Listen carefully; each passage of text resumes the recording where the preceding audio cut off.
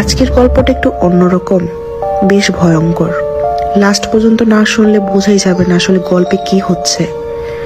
তাহলে গল্পটা শুরু করা যাক। আমি একজন মাদ্রাসা শিক্ষক। আমার দাদা ও পরদাদার বংশ পরম্পরায় সবাই ছিলেন তান্ত্রিক ও কবিরাজ। আজ আমার জীবনের অন্যতম এক ভয়ঙ্কর ঘটনা শোনাবো আমি। আমার বয়স তখন 17 বছর। আমি ছোটবেলা থেকে আমার দাদার কাছ থেকে বড় হয়েছি। দাদার কাছে অনেক মানুষ আসতেন প্রতিদিন। আমিও দেখতাম ও বোঝার চেষ্টা করতাম। দাদার বিভিন্ন ক্রিয়া সচক্ষে দেখতাম। আমাকে দাদা বিভিন্ন তান্ত্রিক ক্রিয়া ও মন্ত্রের ব্যবহার শিখাতেন। আমি ছোট মনে স্বাভাবিকভাবে নিতাম। আমার দাদার থাকার রুমের বর্ণনাটা দিই। সচরাচর আশেপাশে গ্রামীণ পরিবেশের ছোট্ট একটা চৌরি ঘর। দাদার রুমের পূর্ব কোনো একটা আসন সাজিয়ে রাখা। আসন একটা কলসের উপরে লাল কাপড় দিয়ে মাথা মোড়ানো ও গাঁদা ফুল দিয়ে সাজানো। পিছনে একটা বড় হরিণের শিং এবং সামনে আগরদানি ও মোমদানি রাখা। ভৌতিক এক পরিবেশ সবসময় সেখানে বিরাজ করত। আমার দাদার ঘরের এক কোণে একটা আদি যুগের মাটির নিচের একটা সিন্দুক আছে। সেখানে শুনেছি পুরাতন ও আদি যুগের কিতাব সংরক্ষিত করে রাখা। দাদা আমায় একদিন ডেকে মাটির নিচ থেকে একটা কিতাব বের করে দেখালো, যা দেখে আমি হতভম্ব হয়ে পড়লাম। বইটার ওজন কম হলেও 12 কেজির উপরে হবে। একেবারে মাটির কালারের কালশিটো হয়ে গেছে, লম্বায় 1 হাত বড়। বইটা এতটাই পুরাতন যে হাত দিয়ে মোচড় দিলে পরিপূর্ণ মাটি হয়ে ঝরে যাবে। আমার দাদা সেই বই থেকে 22টা পেজ উল্টিয়ে আমাকে একটা বিষয় দেখালো। বিষয়বস্তু ছিল মানুষের মাথা জাগানোর তন্ত্রবিধি। আমি আবছা আলো বইটার নামটা দেখেছিলাম। আমার দাদা আমাকে একটা চশমা আনতে বললেন। তখন সেখানে নিয়ম দাদার মুখ থেকে সুন্দরভাবে শুনলাম। পরিপূর্ণ নিয়ম শোনার পর দাদা আমায় বললেন, বয়স তো হয়ে এলো নাতি, 72 বছর। এই বয়সে তোর অন্তটা করে দেখি, আয়। দাদার এই কথা শুনে আমিও রাজি হলাম ও আগ্রহী হয়ে উঠলাম। সেটাই ছিল আমার জীবনের সব থেকে বড় ভুল সিদ্ধান্ত। পরবর্তী কথায় আসি। দাদা আমার শনিবার রাতে ডাকলেন। শীতের রাত, প্রচন্ড ঠান্ডা, কিন্তু কুয়াশা ছিল না। গা ছমছমে একটা পরিবেশ। দেখলাম দাদা কালো একটা সেলাইবিহীন কাপড় পরিধান করেছে। আমারও এক বিশেষ দুর্গন্ধ জাতীয় তেল আমার শরীরে মাখিয়ে দিলেন, আর আমার হাতে 2টা বককাচি ও বড় বড় 2টা আমার বাম হাত ও ডান হাতে তাবিজ বেঁধে দিলেন। এরপর দাদা কাঁধে একটা কোদাল নিয়ে অজানা এক রাস্তায় হাঁটা শুরু করলেন। আমিও হাঁটছি দাদার পাশে পাশে। কিছুক্ষণ হাঁটার পর রাস্তায় চলার পথে প্রচন্ড শীতে কিছুটা গরম অনুভব করলাম। এ জায়গায় তেমন শীত নেই, তবে একটা বিচ্ছিরি দুর্গন্ধ বেশি আসছে। আমি কোনো কিছু বুঝে ওঠার আগে হঠাৎ দাদা মাটিতে ধাক্কা দিয়ে শুয়ে দিলেন। দাদাও রাস্তায় লুটিয়ে পড়লেন। আমি খেয়াল করলাম আমার মাথার পেছনে কিছু একটা শকুন আকৃতির বড় বড় 3টা পেঁচা উঠছে। আমি পেঁচাগুলোর দিকে তাকাতেই দেখলাম পেঁচার চোখগুলো আগুনের মতো জ্বলজ্বল করছে। আমার এই অবস্থা দেখে আমার দাদা হাত চেপে ধরলেন। তখন খেয়াল করলাম দাদার সাথে সাথে কি যেন বিড়বিড় করে পড়তে লাগলেন। দেখলাম পেঁচাগুলো থেকে ভয়ঙ্কর ভাবে পাখা ঝাপটানোর আওয়াজ ভেসে আসছে। সামনে তাকাতেই দেখলাম পেঁচাগুলো উড়ে অন্ধকারে মিলিয়ে গেলেন। এরপর দাদা ও আমি মাটি থেকে উঠে আবার রাস্তায় চলা শুরু করলাম। আমার তেল চুপচুপানো শরীরে বালু লেগে কাদার মতো আঠালো আঠালো হয়ে গেছে। ভয়ঙ্কর এক পরিবেশ, আশেপাশে সব নির্জন। শুধু কিছুক্ষণ পর পর ঘুঘু আর কোকিল একত্রে ডাক আর দূর থেকে কুকুরের চিল্লানি কানে ভেসে আসছে। এরপর দাদা আমায় বারণ করলেন যে এখন থেকে পিছনে যাই কিছু হোক না কেন আমি যেন পিছনে না ফিরি।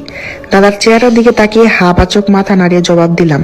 গ্রামের রাস্তা 2 সাইডে ধান ক্ষেত। কিছু দূর পর পর দেখা যায় 2-1টা বাড়িতে টিপ টিপ আলো জ্বলছে, সঙ্গে গা শিশিরানি হালকা নিঝুম বাতাস। এক অদ্ভুত পরিবেশ বিরাজ করছে। মনে হচ্ছে সামনে বহু বিপদ উৎপেতে আছে। কিছুক্ষণ আগে যেমন সবকিছু থমকে গিয়েছিল তেমন হয়ে গিয়েছে। যাই হোক, আমরা রাস্তায় চলতে চলতে দেখতে পেলাম সামনে অনেক বড় একটা বাঁশঝাড়।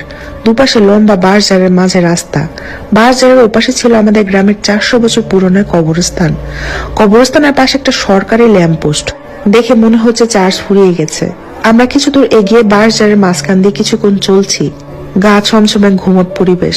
প্রচন্ড শীতের ভিতরে কানে ভেসে আসছে দলবদ্ধ শিয়ালের হাঁক ডাক। 200 বাঁশ একত্রে বাতাসে বাড়ি খাওয়ার আওয়াজ। ঠুকঠাক, মটমট, কটকট। আমি ভয়ে ভয়ে হাঁটতে হাঁটতে হঠাৎ আমার অনুভব হলো আমার পায়ের সাথে কি যেন একটা হেঁচড়ে আসতেছে। এটা ফিল হওয়ার সাথে সাথে আমার শরীরের মাথা থেকে পা পর্যন্ত একটা ঠান্ডা স্রোত বয়ে গেল। নিচে তাকাতেই দেখলাম একটা মরা শুকনা বিড়াল আমার পায়ের জুতার ফিতার রশি বেঁধে আটকে আছে। সাথে সাথে আমি ভয়ে চিল্লানি দিয়ে উঠলাম। আমার দৌড় দেওয়ার সাহসও পাচ্ছিলাম না। আমি একবারে ভয়ে থ হয়ে আটকে গিয়েছিলাম। কিন্তু তবু তেমন একটা ভয় হয়নি, কারণ দাদার সাথে থেকে বিভিন্ন জিনভূত দাঁড়ানো এবং সরাসরি পাঠা বলি দিয়ে রক্ত দিয়ে রিচুয়াল দেখেছি। এজন্য ভয়টা তুলনামূলক কমই ছিল। যাই হোক, পরের কথায় আসি। দাদা আমার পা থেকে সুতাটা ছাড়িয়ে দিল। কিছুক্ষণ পর হাঁপ ছেড়ে উঠে কবরস্থানের দিকে হেঁটে এসে দাঁড়ালে দাদা আমার ইশারা করে আমার হাতে একটা কাঠা কয়লা পুরোনো ছায় ওর একটা বালতি দিয়ে বললেন, আমার পিছনেই থাকবি। আমি মাথা নাড়িয়ে হ্যাঁ বলে দাদার পিছে পিছে কবরস্থানে ঢুকলাম। হাড় হিম করা পরিবেশ। আমরা ঢুকতে খেয়াল করলাম কবরস্থানের ভাঙা গেটের বাইরে তিনজন অনেক লম্বা আকৃতির অবয়ে। আমি পিছে আবছাভাবে দেখে আর পরিপূর্ণ তাকানোর সাহস করিনি, কারণ দাদার নিষেধ ছিল। দাদার দিকে খেয়াল করতে দেখলাম দাদা এক কবর থেকে আরেক কবরের সামনে গিয়ে কি যেন খুঁজছেন। কিছুক্ষণ খোঁজাখুঁজির পর দাদা আমায় বললেন, এই কবরটা আজ সকালে দিয়ে গেছে, দেখ মাটি এখনো কাঁচা। দাদা কোদাল দিয়ে একটা মাটিতে কোপ দিয়ে পাটি সরাতে শুরু করলেন। আশেপাশে প্রচন্ড শিয়াল আর কুকুরের হাড় ডাক উঠে গেল। মনে হচ্ছে আমাদের কয়েক শত কুকুর আর শিয়াল ঘিরে ধরেছে। আমি চুপচাপ কবরের সামনে বালতি হাতে নিয়ে কানে হাত দিয়ে চোখ বন্ধ করি, আবার একটু দেখি।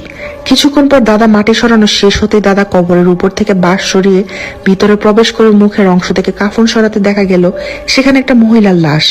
দাদা তার কোমরের কাছ থেকে কিছুটা বের করে কাদের কাছে নিয়ে মাথাটা কাটা শুরু করলেন। আমি আবছা হলে বুঝতে পারলাম সেই আওয়াজ। পাতলা ধান কাটা ধারালো কাঁচির সাথে শক্ত কিছু লাগলে এমন আওয়াজ হয়। গ্রামের মানুষেরা হয়তো ভালোভাবে বুঝতে পারবেন। কি ভয়ানক দৃশ্য, চোখে কল্পনীয় নয়। আমি এই দৃশ্য দেখতে না পেরে পাশে বালতি হাতে নিয়ে বসে পড়লাম। সাথে সাথে পাশে থাকা বাঁশ গাছগুলো মনে হচ্ছে নিজেরা নিজেরা নড়াচড়া করছে। বাঁশ ভাঙার মচমচ আওয়াজ প্রচন্ড ভাবে আসছে। দেখলাম দাদা কাটা মাথাটুকু বালতি ছায়ের ভিতরে নাড়িয়ে একবারে ভিতরে ঢুকিয়ে দিলেন। দাদার হাতে বালতি দিয়ে আমি কবরের বাঁশগুলো ঠিক করতে বললেন আমাকে। আমি এতটা ভয় কাঁপছিলাম যে আমার হাত পা নাড়াচড়া বন্ধ করে দিয়েছে। ধীরে ধীরে কোদাল দিয়ে মাটি আগের মতো উঁচু করে কবরটাকে রাখলাম। এরপর দাদার দিকে চেয়ে দেখলাম দাদা আপন মনে বিড়ি টানছে। আমায় বললেন, কি রে, হলে চল। আমিও কোদাল নিয়ে দাদার পিছে পিছে কবরস্থান থেকে বের হলাম। দেখলাম দাদা হঠাৎ দাঁড়িয়ে বিড়বিড় করে মন্ত্র জাতীয় কিছু পড়ছেন আর ফু দিচ্ছেন, পাশাপাশি হাতে তালি দিচ্ছেন। দাদা এবার বাঁশ ঝাড়ের পথ দিয়ে না গিয়ে অন্য রাস্তা বাড়ি ফেরার জন্য পথ ধরলেন। ক্ষেতের মাঝখান দিয়ে সবকিছু স্বাভাবিকই ছিল, সুন্দরভাবে চলছিল। কিছু দূর এগিয়ে পাশে ছোট খাল বেয়ে গেছে। খালের পাশ দিয়ে দাদা আর আমি হেঁটে চলছি। হঠাৎ দাদা রাস্তায় দাঁড়িয়ে গেলেন। আমিও থম খেয়ে গেলাম। খেয়াল করলাম যে সামনে একটা অনেক বড় জিওল গাছ, অনেক পুরানো। এই গাছের ক্ষত অংশ দিয়ে আঠা জাতীয় কষ পড়ে। গাছটা প্রায় 70 বছর পুরনো শুনেছি। দাদা দাঁড়িয়ে আছেন কেন জিজ্ঞেস করায় বললেন, চুপ। আমি কিছু বুঝে ওঠার আগে দেখলাম দাদা তড়িঘড়ি করে কোমরের পাশ থেকে আর একটা কাঁচি বের করে একটা বৃত্ত টেনে দিলেন, দুজনের পাশ দিয়ে একটা গোল রাউন্ড করে। এরপর দূর থেকে খেয়াল করলাম ওই গাছটার পাশে লম্বা কেউ দাঁড়িয়ে আছেন। আরো খেয়াল করে দেখলাম তার পোশাক পরিপূর্ণ সাদা ধবধব করছে, মনে হচ্ছে আলো আলো ভাব। শীতের রাতেও মনে হচ্ছে বাতাসে চুল উঠছে। এই দৃশ্য এখনো কল্পনা করলে আমার কলিজা কেঁপে ওঠে। এই কাহিনী বলার সময় আমার ভীষণ ভয় হয়েছে। যাক, পরের কথায় আসি। আমি আরেকটু খেয়াল করতে আমার চোখ ছানা বড়া হয়ে গেল। খেয়াল করে দেখলাম ওই লোকটার চোখ, নাক, ভ্রু, কান কিচ্ছু নেই, একবারই সাদা, একবারে সমান। শুধু বড় চওড়া ঠোঁট দিয়ে জিহ্বাটা বের করে আছে। এটা দেখে নিজেকে আর ঠিক রাখতে পারলাম না। আমি জ্ঞান হারিয়ে মাটিতে লুটিয়ে পড়েছি। পরবর্তীতে আমার চোখ খুলে নিজেকে বাসায় বড় খালামুনির কাছে শোয়া অবস্থায় আবিষ্কার করি। আমার একাধারে 7 দিন প্রচন্ড জ্বর ও বুকে ব্যথা ছিল সে সময়। দাদার কাছে পরবর্তীতে সে রাতে কি হয়েছিল জিজ্ঞেস করলে দাদা বলেন, তোকে আমি সেখানে গোল আরেকটা বৃত্ত দিয়ে রেখে চলে এসেছিলাম। আমি রাস্তা দিয়ে আর যেতে পারিনি। নদীতে লাফ দিয়ে বালতির ধরুনির অংশ মুখে নিয়ে সাঁতার কেটে বাসায় ফিরেছি। আমি এরপর জিজ্ঞেস করলাম, দাদা পরে কি করলেন সেটা দিয়ে? দাদা বলেন, সেটা আসন ঘরের মাটি খুঁড়ে মাঝ বরাবর একটা বাক্স আকৃতির গর্ত করে সেখানে সিঁদুর, কপুর ও পাঠার রক্ত দিয়ে সুন্দর করে তামার পাত্রে খচিত তাবিজ মাথার খুলির ভিতর ঢুকিয়ে সেখানে দাফন করে রেখেছি। সেখানে এখন একাধারে 7 দিন আসনের মতো আগুন জ্বলতেই থাকবে 24 ঘন্টা। আমিও খেয়াল করতাম সেখানে দাদা সবসময় কাঠ কয়লা দিয়ে আগুন জ্বালিয়ে রাখতেন। আমি এর মধ্যে সুস্থ হয়ে যাচ্ছিলাম। দাদা একদিন বললেন, চল, আজ মাথা জেগেছে, এবারের ক্ষমতা দেখি। আমিও গেলাম। দেখলাম দাদা সুন্দর করে 7 পদের ফল, 7 পদের মিষ্টি আর 7 পদের ফুল দিয়ে আসনে ভোগ চড়িয়ে অনেকক্ষণ ভক্তি ও সালাম করে জিন হাজির করলেন। তখন খেয়াল করলাম দাদার ঘরে 2বার ভূমিকম্পের মধ্যে কেঁপে উঠে টিন ঝনঝন আওয়াজ হচ্ছে।